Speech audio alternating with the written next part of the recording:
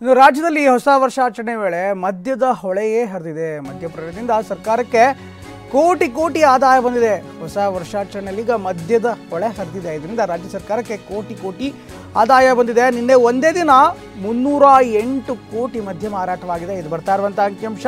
ನಿನ್ನೆ ಮಧ್ಯಾಹ್ನದ ತನಕ ಮಾತ್ರ, ಮಧ್ಯಾಹ್ನ ನಂತರ ಅಂದರೆ 3 ಗಂಟೆ ನಂತರ ಇನ್ನಷ್ಟು ವ್ಯವಹಾರ ಆಗಿರುವಂಥ ಸಾಧ್ಯತೆ ಇರುತ್ತೆ. ಹೀಗಾಗಿ ಬೆಳಗ್ಗೆ ಅಷ್ಟರಲ್ಲೇ 308 ಕೋಟಿ ಅಂದರೆ ರಾತ್ರಿ ಅಷ್ಟರಲ್ಲಿ ಇನ್ನೂ 200 ಕೋಟಿ ಖರೀದಿಯಾಗಿರುವಂಥ ಸಾಧ್ಯತೆ ಇರುತ್ತೆ. ಹೀಗಾಗಿ ಸತತ 500 ಕೋಟಿ ಆದಾಯ ನಿನ್ನೆ ಒಂದೇ ದಿನ ಬಂದಿರುವಂಥ ನಿರೀಕ್ಷೆ ಇದೆ. ಇನ್ನು 2023 ಡಿಸೆಂಬರ್ 31ರಂದು ಯಾವ ರೀತಿ ಇತ್ತು ಅಂತ ನೋಡೋದಾದ್ರೆ, ಆಗ ಕೇವಲ ಆ ದಿನದಲ್ಲಿ ಅಂದರೆ ಡಿಸೆಂಬರ್ 31ರಂದು 193 ಕೋಟಿ ಮದ್ಯ ಮಾರಾಟವಾಗಿತ್ತು. ನಿನ್ನೆ ಒಂದೇ ದಿನ 7.76 ಲಕ್ಷ ಬಾಕ್ಸ್ ಮದ್ಯ ಮಾರಾಟವಾಗಿದೆ. ಬಿಯರ್ ಮಾರಾಟದಿಂದ ಹತ್ತತ್ರ 80 ಕೋಟಿ ಆದಾಯ ಬಂದಿರುವಂಥ ಮಾಹಿತಿ ಈಗ ಅಬಕಾರಿ ಇಲಾಖೆ ಮೂಲಗಳಿಂದ ಸಿಗ್ತಾ ಇದೆ.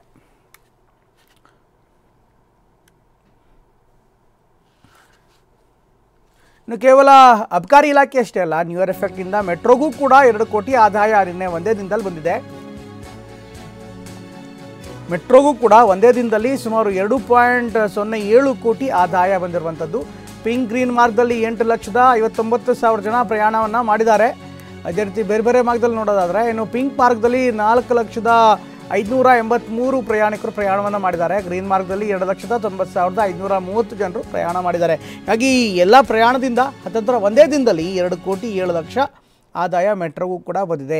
ಹೀಗಾಗಿ ಮೆಟ್ರೋ ಕೂಡ ಈಗಾಗಲೇ ಲಾಭವನ್ನು ಗಳಿಸ್ಕೊಂಡಿದೆ. ಅಫ್ಕೋರ್ಸ್ BMTC ಕೂಡ ನಿನ್ನೆ ಮಧ್ಯರಾತ್ರಿ 2 ಗಂಟೆ ತನಕ ಸಂಚಾರವನ್ನು MG ರೋಡ್ ಸೇರಿದಂತೆ ವಿವಿಧ ಭಾಗಗಳಿಗೆ ಕನೆಕ್ಟಿವಿಟಿಯನ್ನು ಕೊಟ್ಟಿತ್ತು, ಸಂಪರ್ಕವನ್ನು ಕಲ್ಪಿಸಿತ್ತು. ಆದರೆ ಎಷ್ಟು ಜನ ಹೋಗಿದ್ದಾರೋ ಗೊತ್ತಿಲ್ಲ.